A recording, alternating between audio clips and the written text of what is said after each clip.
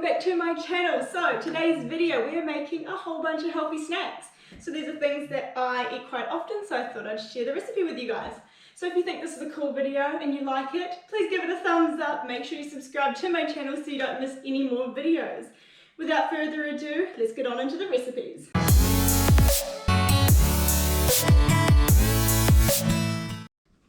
Okay, starting off we're going to make our whole grain crackers. So this is super simple, you just need a bowl, very little dishes that you need for this one. So starting off we're going to turn on the oven to 180 degrees just on bake.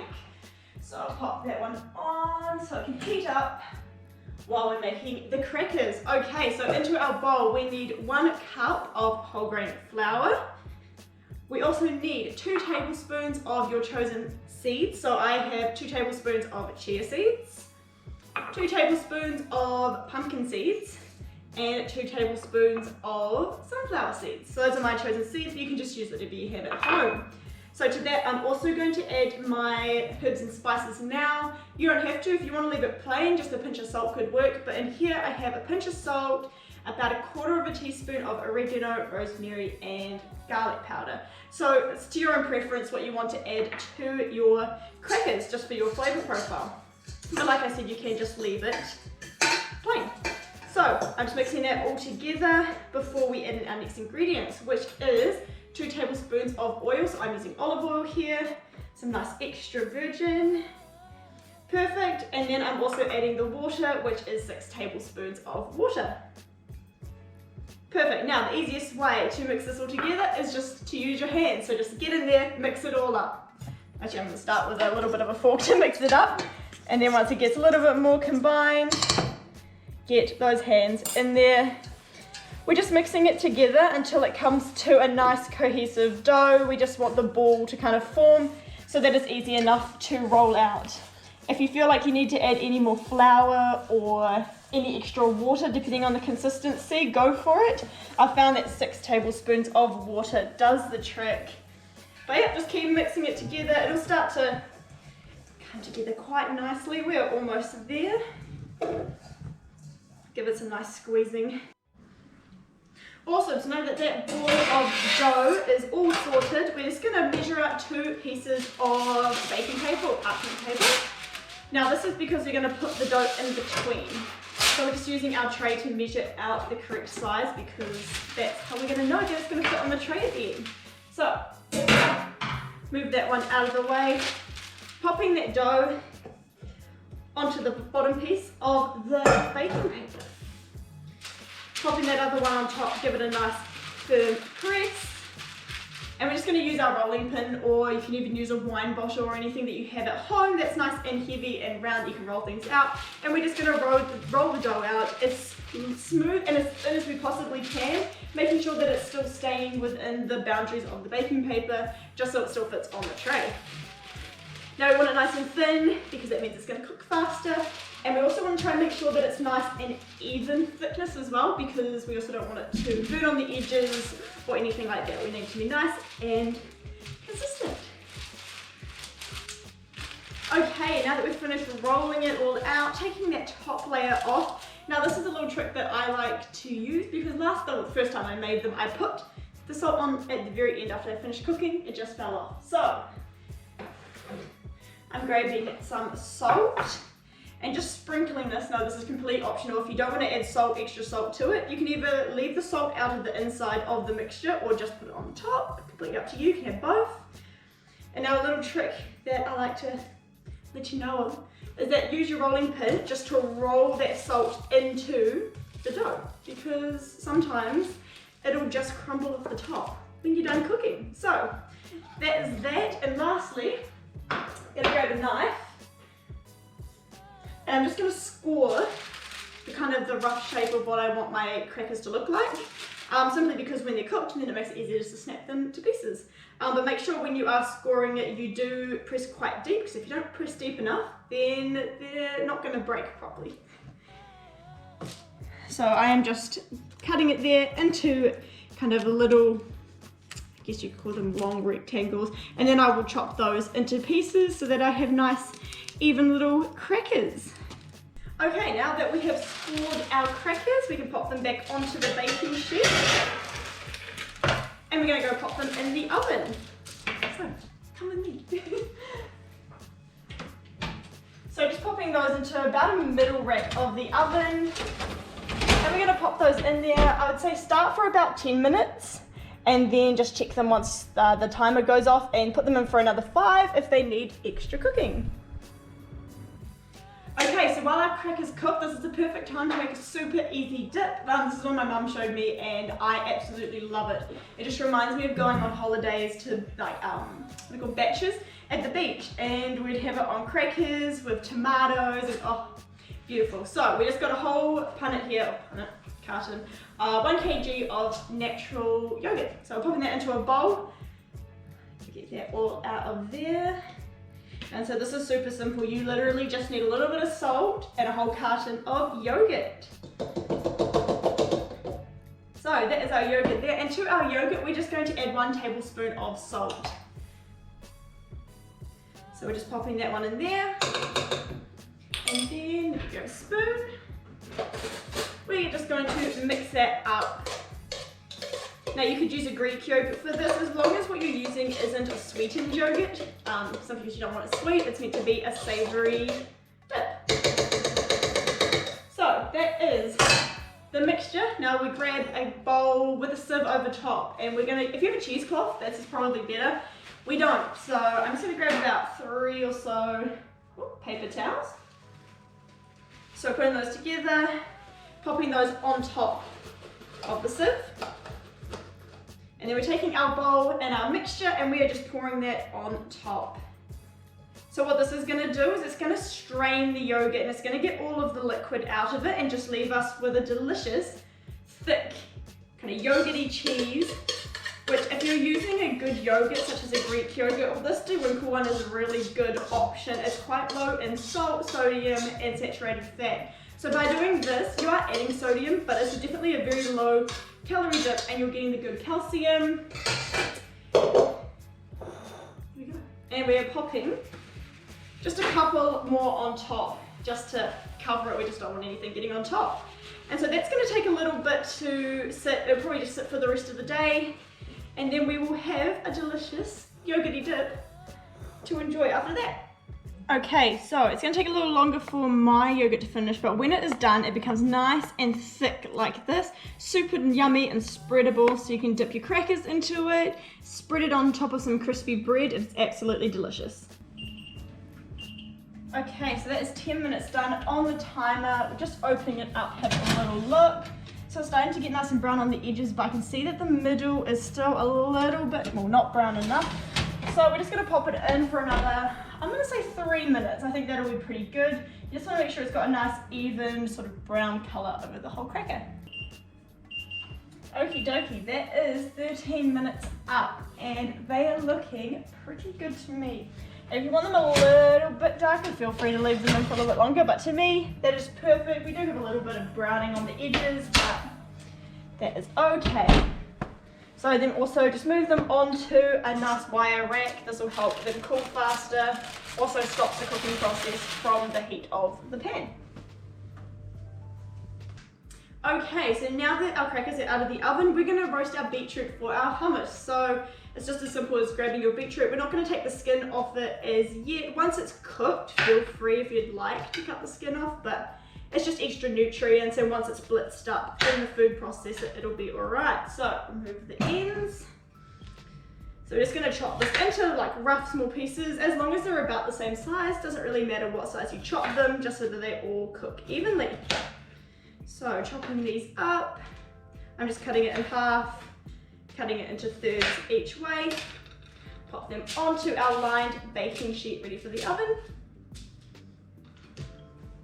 Perfect, and once it is done, we're just going to pop a little drizzle of olive oil over top. Might add a little sprinkle of salt and pepper as well.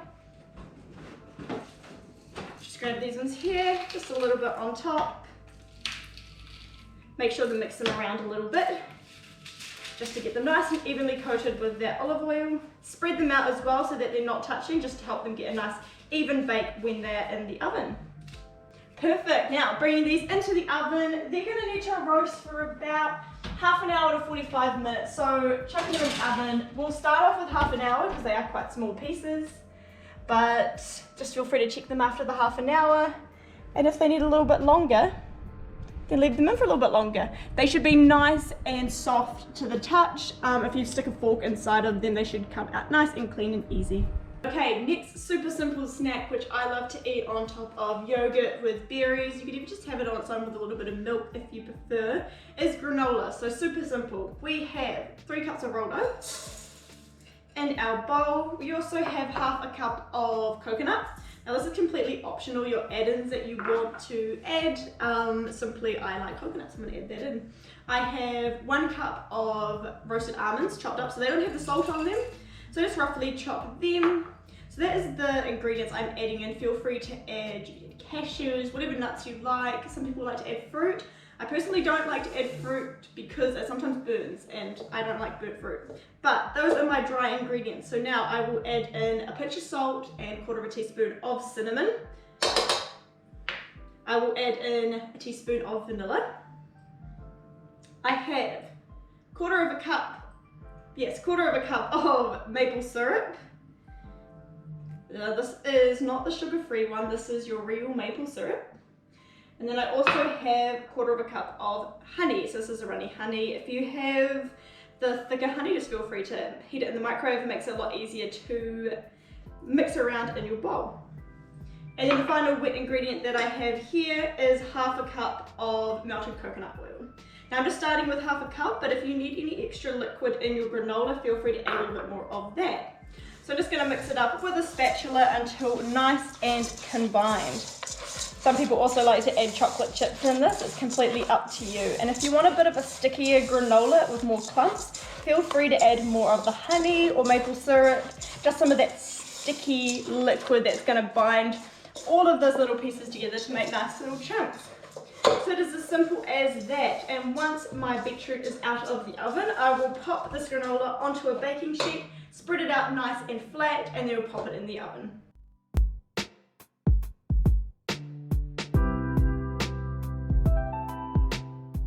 So after 10 minutes of cooking, we're just going to rough it back up again just to make sure we get nice distribution of the heat throughout the nice little oaties.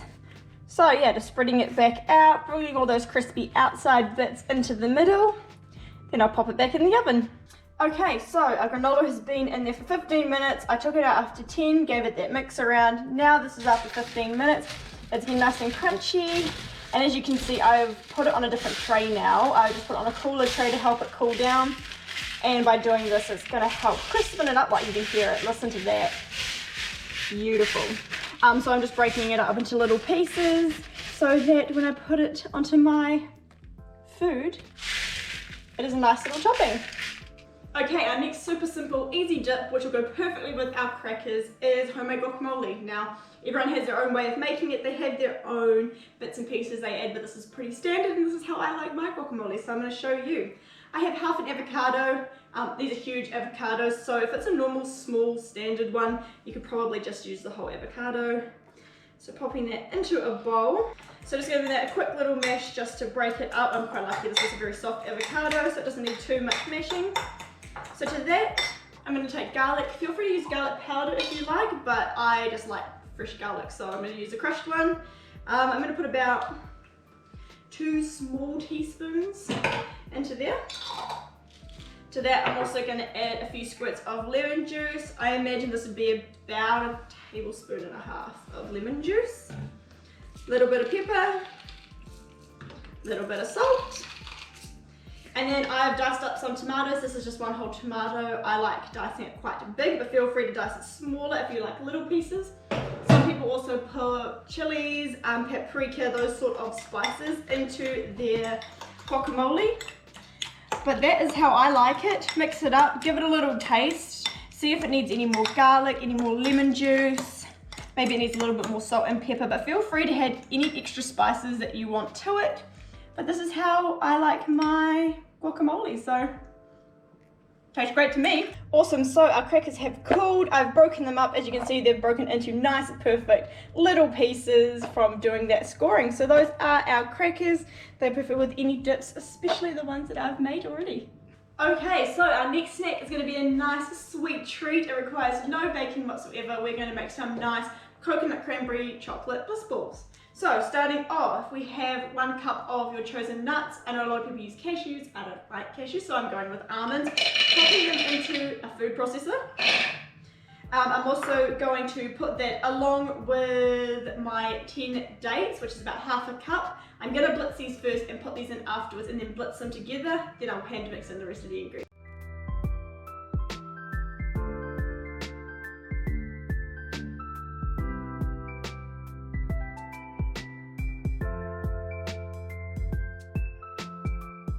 Okay, now that that's all blitzed up, we're just going to try and carefully remove the blade.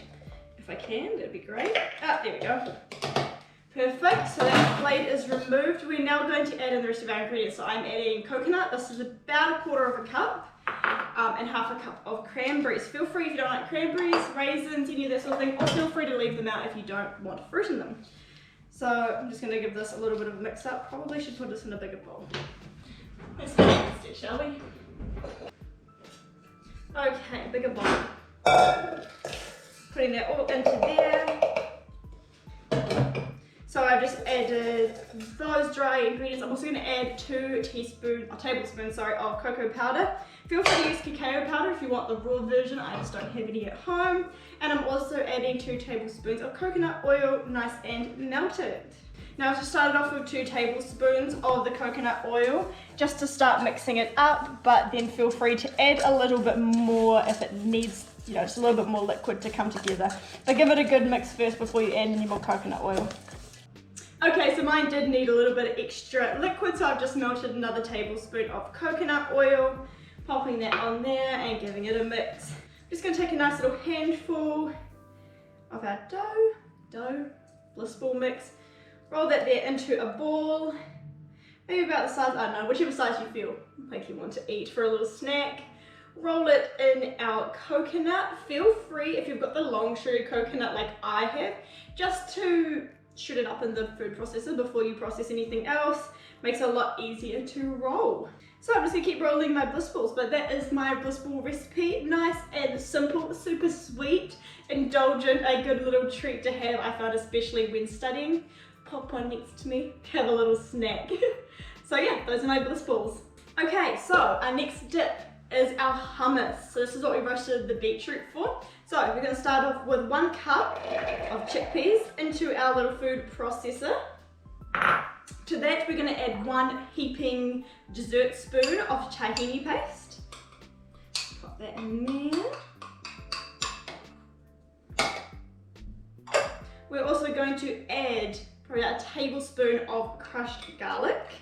I like mine quite garlicky, so feel free to not add as much or add more, completely up to you.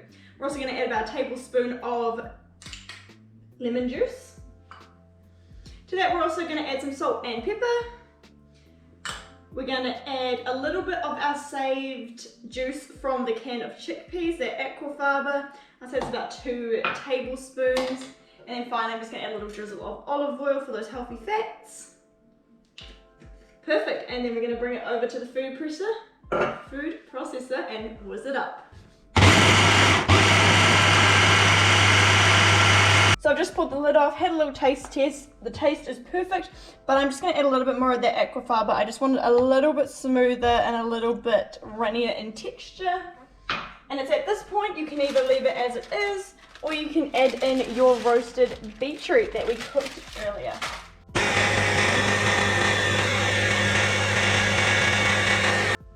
Okay, and that is it. That is all my healthy snacks that I eat quite often. So let's start from this side. We have our guacamole, our beetroot hummus, our Greek yogurt cheese. We have our homemade whole grain crackers.